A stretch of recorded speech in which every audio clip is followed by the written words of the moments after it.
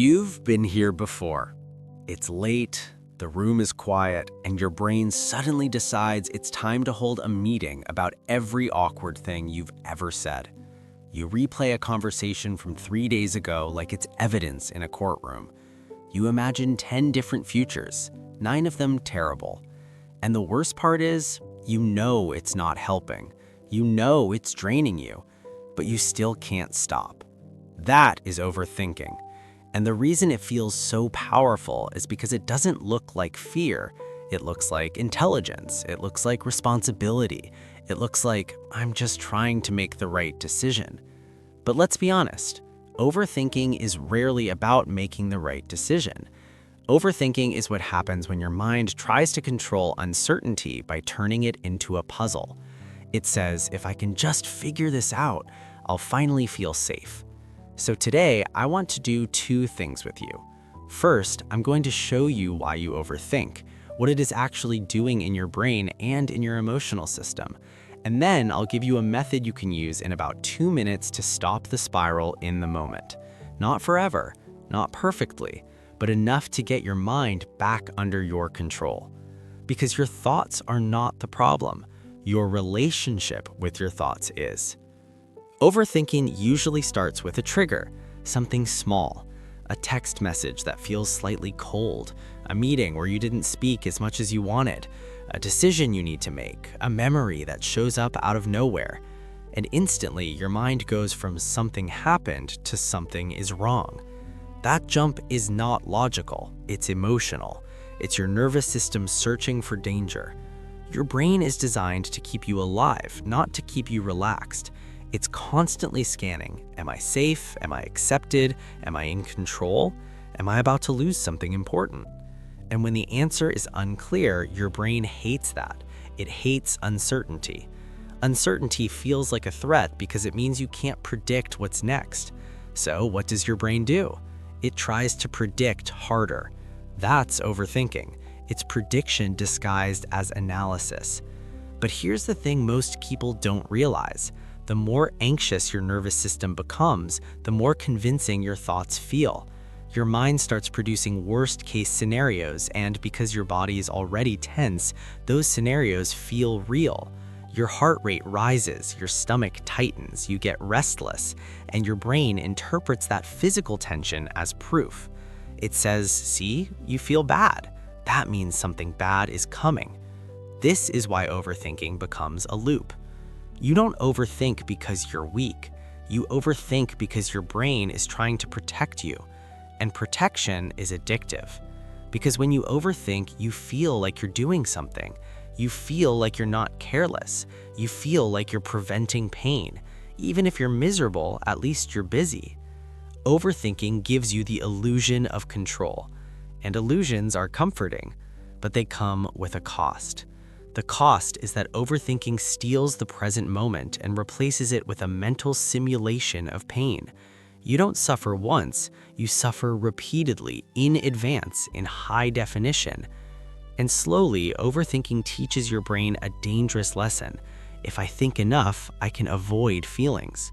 So you stop feeling, you stop trusting, you stop moving, you freeze. Let's make this painfully clear.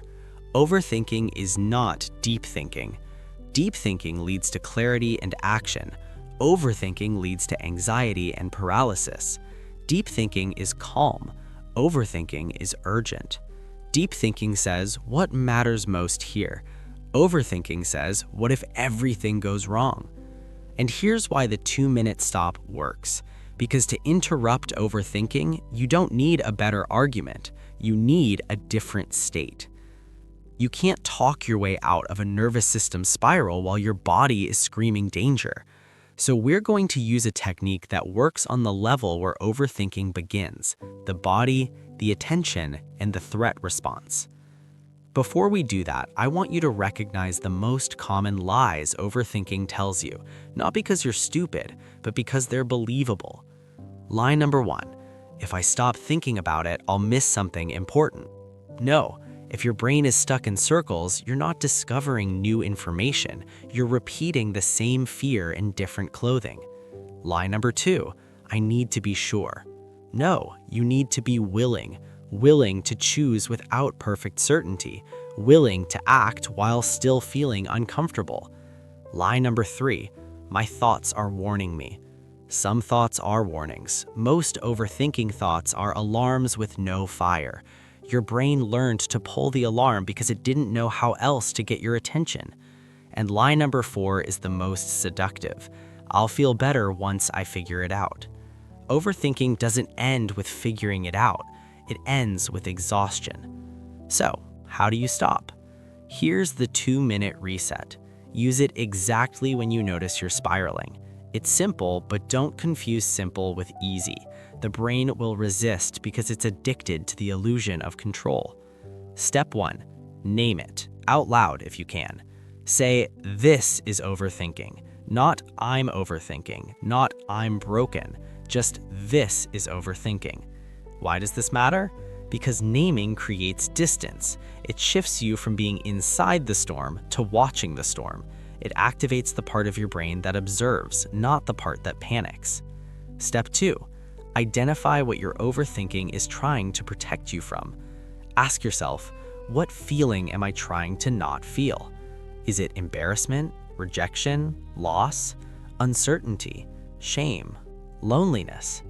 Overthinking is usually a strategy to avoid feeling something raw. When you name the feeling, you take away some of the hidden power. And now step 3, the core move. Give your brain a tiny closed task. Overthinking is an open loop. Open loops trap your attention, so you close the loop with a task that's concrete and physical. Here are 3 options. Pick one.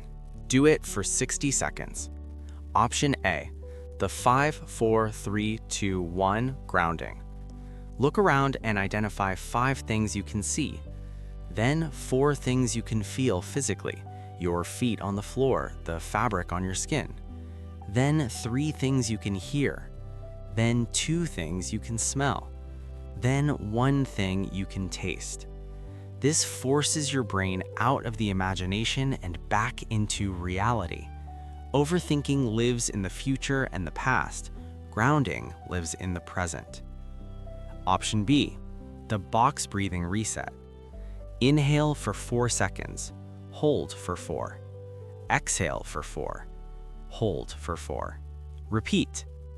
You're not doing this to relax, you're doing it to send your nervous system a signal. We are not in immediate danger. Option C, the muscle release. Tense your shoulders up to your ears for 5 seconds. And release. Clench your fists. Release. Press your feet into the floor. Release. When your body unlocks, your mind loosens. Now step 4. Choose the smallest next action that moves you forward. This is where most people fail. They interrupt the spiral, then immediately go back into it because they don't move. They wait for certainty, and waiting invites the thoughts back in. So you choose something small.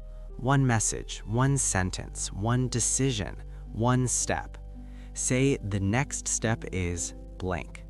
Not the whole plan, just the next step, because action is the antidote to rumination. And now step 5, set a boundary with your mind. Yes, set a boundary. Say, I can think about this later, but not right now. Your brain will protest. It will say, but what if? And you respond, later. This is not denial, this is discipline. It's training your brain that you are the boss, not the panic. All of that takes about 2 minutes.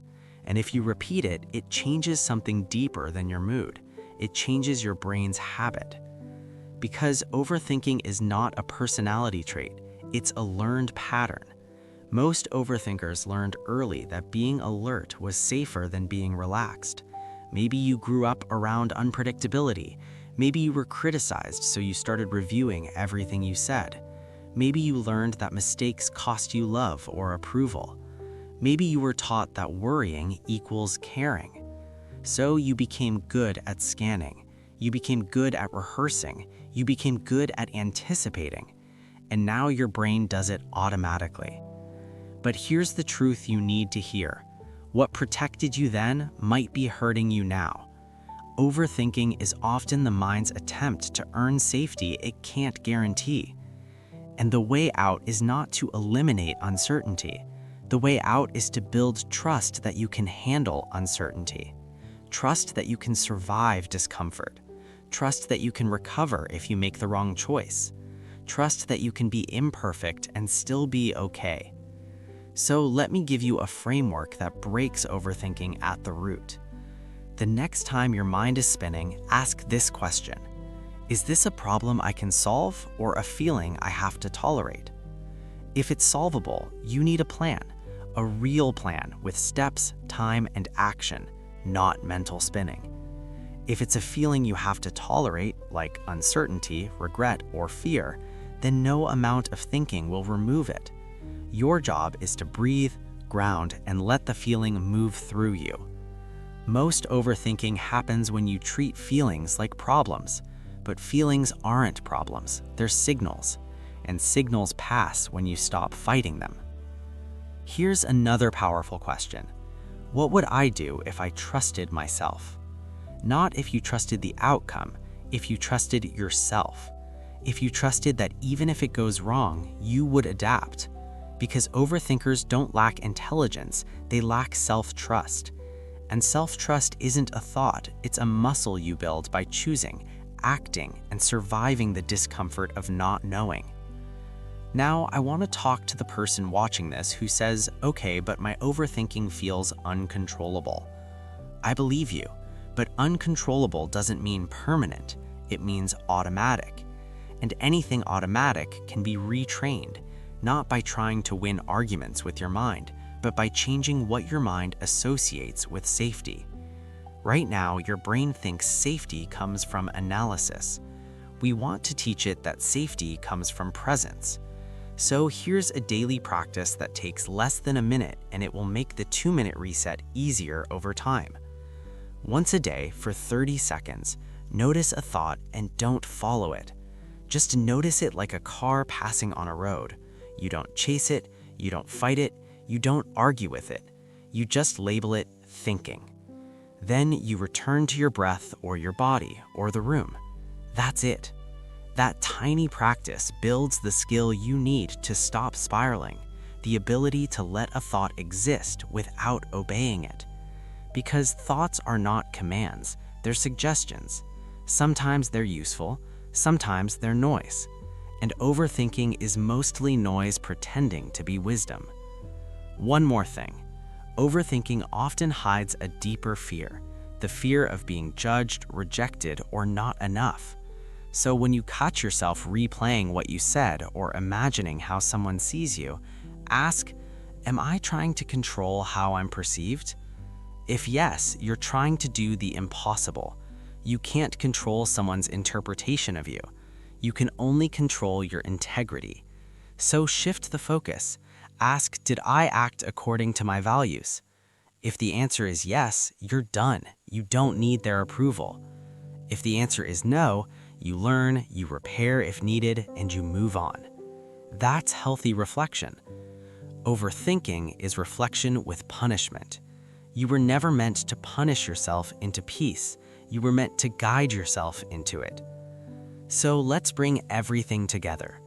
Overthinking happens when your nervous system feels threatened and your mind tries to gain control by predicting and rehearsing. To stop it, you don't need more thinking. You need a pattern interrupt. Name it. This is overthinking. Find the hidden feeling you're avoiding.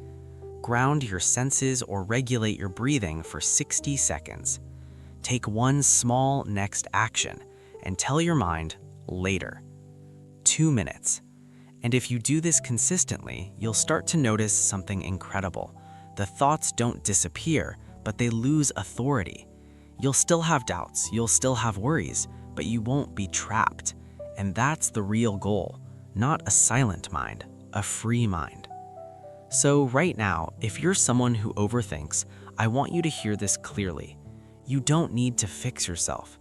You need to stop treating anxiety like a problem to solve and start treating it like a wave to ride. Because you are stronger than the uncertainty you're trying to outrun. And the moment you stop fighting your thoughts is the moment you start leading your life again.